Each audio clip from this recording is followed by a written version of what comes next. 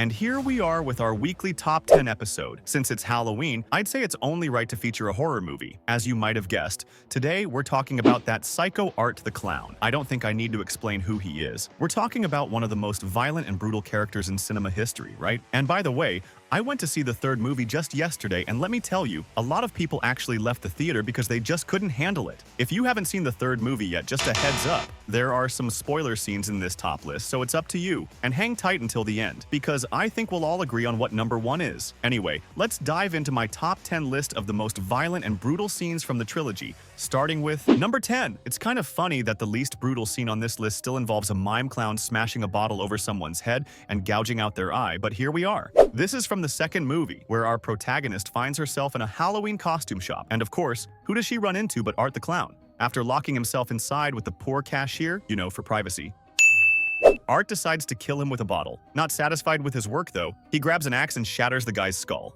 Yeah. And just a reminder, this is only the least brutal thing he does. Alright, moving on to number 9 with a scene from the third movie. Watch out for spoilers here. In second to last place, we have the massacre Art commits in a poor family's home. Dressed festively as Santa Claus, Art sneaks into the house of a family with 2 kids and goes on a killing spree, armed with an axe and a smile that any girl would fall for. Our charming clown first pays a visit to the son, then the parents. While they're all asleep, of course. Am I forgetting something? Oh right, there was a little girl too, unfortunately. Even though she manages to hide, Art, while snacking on milk and cookies, doesn't spare her either, unfortunately. Number 8. We're still in the third movie, this time with the scene where Art meets Santa Claus at a bar. After befriending 3 men, including one dressed as Santa, our classy mime clown decides to spit a shot of alcohol in his face and even pee on him, because Art is, of course, a man of refinement. Render unto Caesar that which is Caesar's. There you go. Anyway, after giving the other 2 guys a swift headshot, Art has all the time he wants to focus on his favorite target, Santa Claus. So what does he do? He ties Santa to a chair and uses a tank to spray freezing gas on him. Once Santa's basically an icicle, Art gets to work slicing off his hands, legs, and so on, finally moving on to his face. Seriously though, was the director just trying to unleash his darkest fantasies with this film?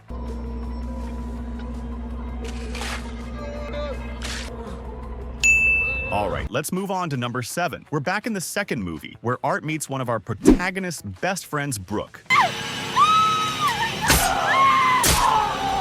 After trying unsuccessfully to escape from our psychopath, poor Brooke finds herself face to face with him in a charming blood-soaked bathroom. Here, Art decides to throw a vase of acid right in her face. Oh no! But is that the end? Absolutely not. What, you wouldn't finish the job with your friendly bat covered in knives? That's exactly what he does, and after turning Brooke's body into ground meat you'd find at the supermarket, he even decides to enjoy a little buffet with her heart. Alright, moving on to number 6. We're at the beginning of the second movie, where the doctors and police think Art the Clown is dead. Of course, that's not the case. When the lights in the morgue start flashing like it's a nightclub, Art suddenly comes to life and slashes the poor doctor's throat. The doctor tries desperately to call the police while Art checks himself out in the mirror, admiring his own beauty. Moments later, he grabs a hammer and strikes the doctor on the head. But you saw the word eye in the title, right? Well, our clown decides to rip out the doctor's eye and replace his own missing one with it. But he's not done yet. Art completes his masterpiece by lifting up the poor doctor's brain like it's an MVP trophy. 5th position. We're halfway through. Remember how Brooke met her end a little while ago? Well, now I'm going to tell you about her boyfriend's fate. While our playboy is happily taking a whiz outside, he's caught off guard by Art. Naturally, Art decides to stab him. Well, you can guess where. No! God, please, no! No! No! After stabbing him multiple times in the private parts, our friendly clown decides to rip out the aforementioned organ and proudly show it off to his girlfriend. I think that scene is literally every guy's worst nightmare. Let's move on to number 4, and then we'll be in the top 3. Let's go back to the third movie for the shower scene. While the couple is busy doing their thing in the shower, Art is having a great time urinating and enjoying the show.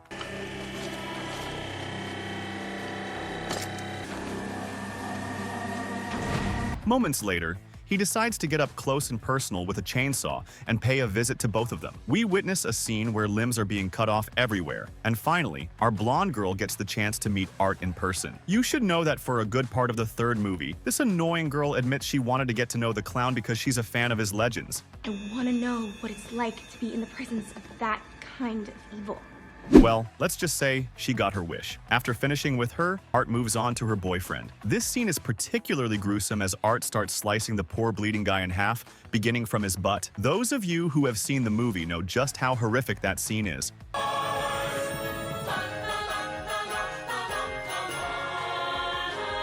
And here we are in the top 3 of the worst scenes in Terrifier, at least in my opinion. Let me know in the comments which ones you think are the worst and that grossed you out the most. At number 3, we have the scene with the saw from the first film. I admit that when I first saw it, I was shocked because this is where Art shows us for the first time what he's capable of. After hanging Tara's best friend up like a kebab, he decides to start slicing her in half. The girl, hanging upside down, is split in two by Art starting from a certain area. And I won't go further, but you can imagine.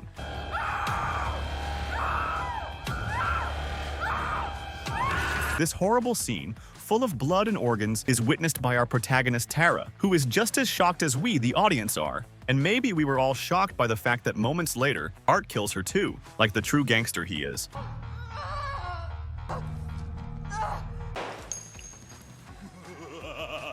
Who do we find in second place? Well, I'd say Allie has definitely earned her spot hands down. It's not easy to describe these scenes without showing you everything, but for obvious reasons, I can't do that. The poor girl is attacked by Art in her room with a knife and a pair of scissors. What's his intention?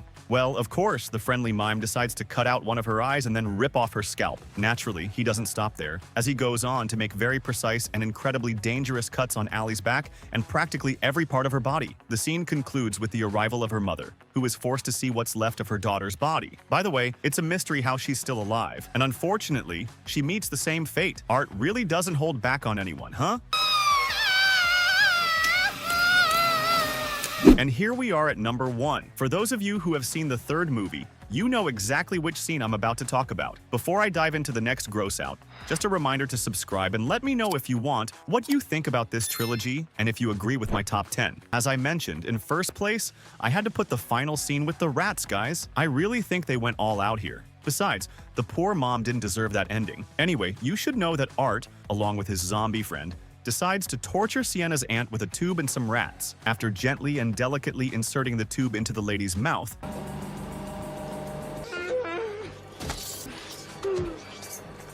Art puts the rats into the tube. Armed with a blowtorch, he ensures that the 2 rodents end up inside our innocent lady's body. Do you think they took inspiration from a similar scene in the second Sinister film?